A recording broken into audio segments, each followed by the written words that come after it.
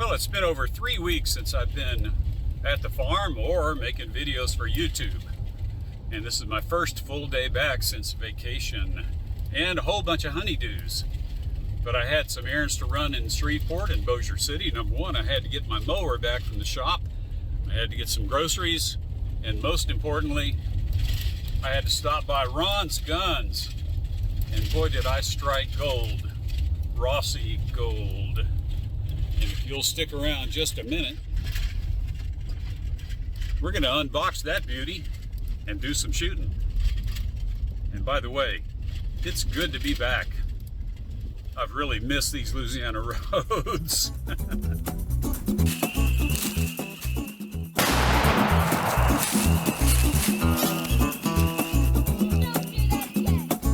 Hi, George here, and welcome to Tales from Target Suite, where I'll share my perspective on guns and shooting, and we'll have an adventure or two that'll make even a grown man smile. And I am thrilled to be back. I missed you guys and girls in the comments. I missed making videos, and I missed shooting. But we did have a great family vacation. We spent 4 days around Durango, and then we drove up to the Black Hills, and I got to fulfill a dream of mine that I've had for some time. And if you'll stick around to the end of the video, I'll share a little segment that I filmed at about 11,400 feet. And we'll talk about that at the end of the video. But I mentioned Rossi gold, and I wasn't talking about the Rossi that has the gold butt plate and the gold lever and the gold barrel band. I'm talking about the Rossi model, traditional Rossi, that I really wanted to have, and I've been looking for one at Ron's Guns in Bossier City, and he finally got one in. And let's just take it out of the box, and we're going to do some shooting here in a minute. But let's take a look at this beautiful gun. I've had it out, but here it is, the Rossi R92, and man, it is a sweet rifle. If you've been following the channel for any length of time, you know that I have already made a video on a Rossi, but it wasn't mine. It's one that I borrowed from a friend. His name is Ryan. Ryan is in the Air Force, and that was his Rossi that I did a video on. And by the way, if you want to see a takedown of the Rossi R92, I posted one using Ryan's gun, and so we're not going to redo that.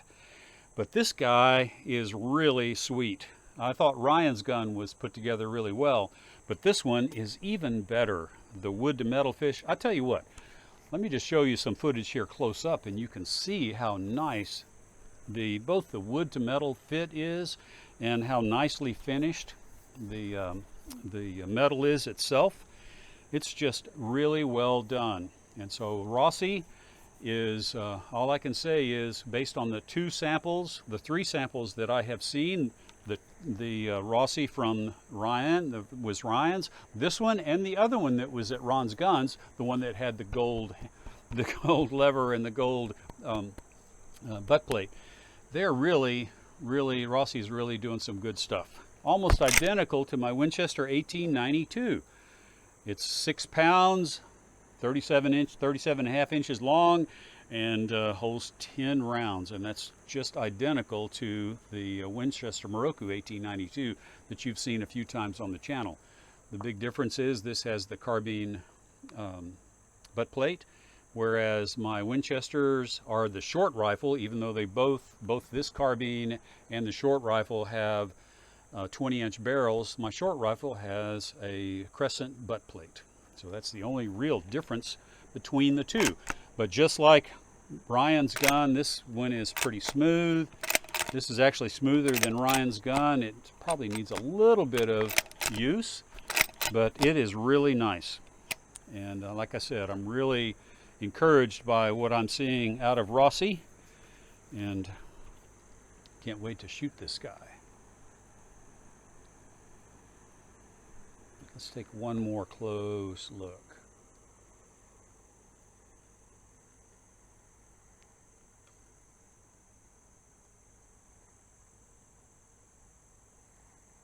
That's really nice.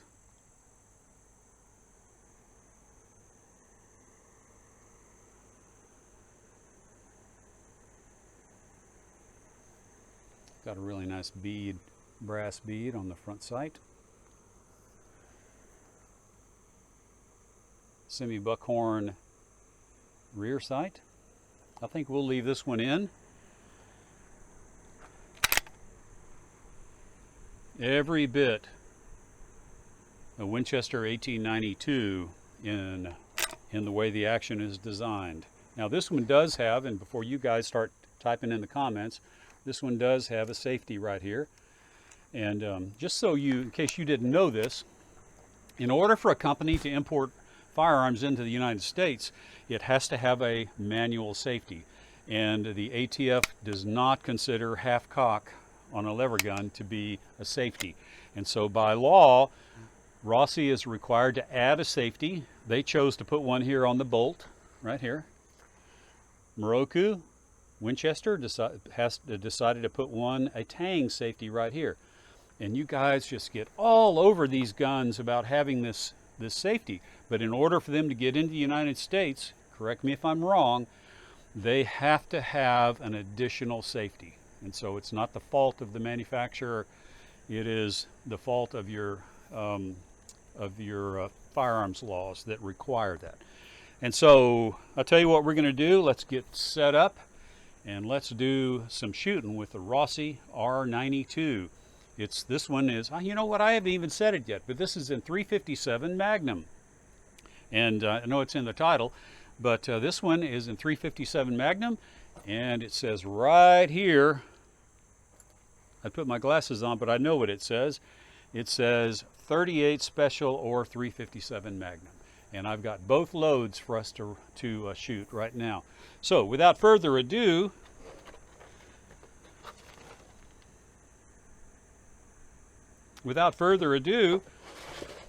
let's load up and see if it'll even hit some steel.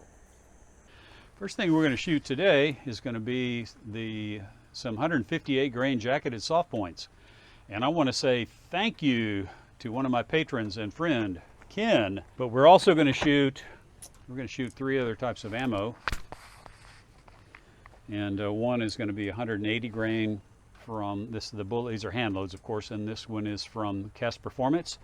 And then we're going to shoot this 158 grain Keith style bullet.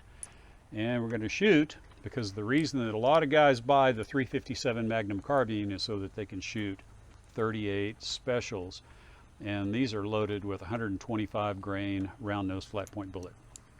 So let me pick up my voice recorder here, and then we'll get loaded up and do some shooting. And by the way, we'll be shooting some new targets I got down there, and looking forward to that. We're going to be shooting at pretty close range because I don't even have this thing sighted in yet. We may have to do a little bit of adjusting, and I brought my brass rod and my hammer. So let's see if we can put some shots on steel.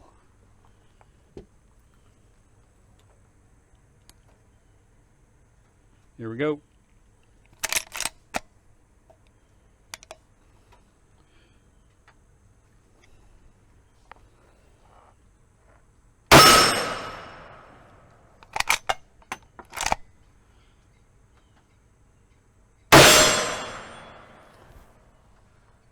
I'd say that's just about dead on.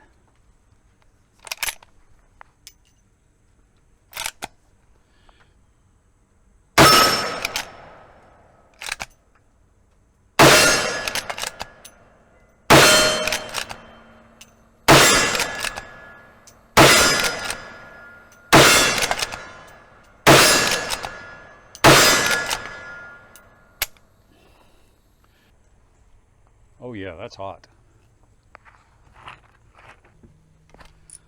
Okay, we're going to see if these 180 grain bullets from Cast Performance will chamber and cycle.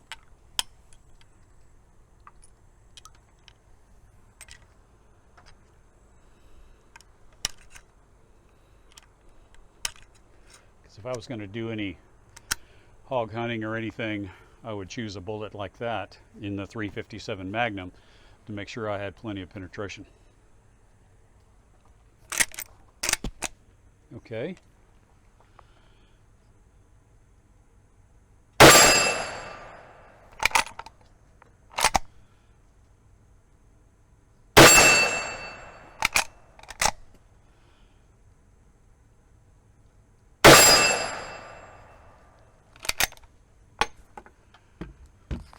Very nice. Let me go police my brass, and then we'll shoot those 38 specials. You reloaders out there know the feeling, don't you? You can't find the last piece of brass. But enough of that. Let's start with the 38 specials. And like I said, guys buy the 357 Magnum carbine. Some like to hunt. Some like to do all kinds of things, but at the end of the day, being able to shoot 38 specials in your 357 Magnum lever gun really takes it to another level because it is such a joy to shoot. But right now, we're going to run 10 rounds really quick through the Rossi R92.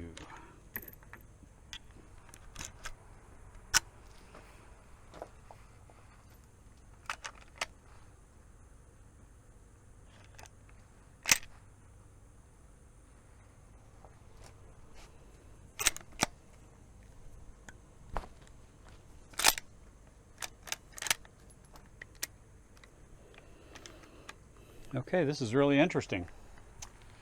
These 38 special rounds are not cycling.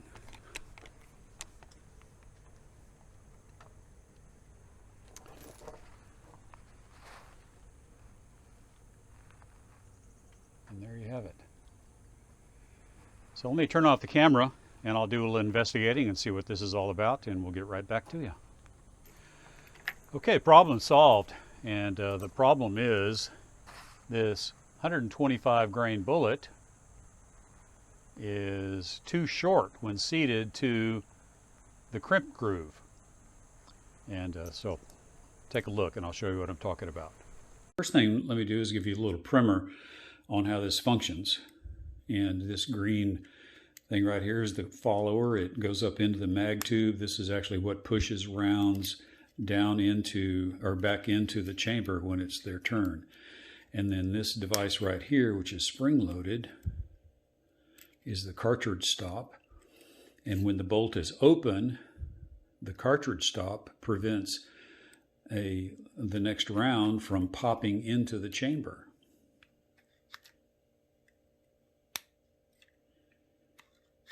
Okay, that's the way it's supposed to work. And then when the bolt closes, the bolt actually pushes the cartridge stop out of the way, which allows the next round to pop into the chamber ready for the next shot.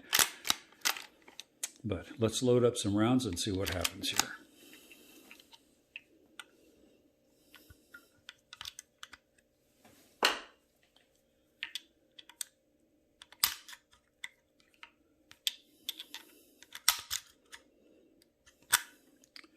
Okay, so when I open the bolt, there should be one cartridge on top of the carrier and the other cartridge should be in front of the cartridge stop.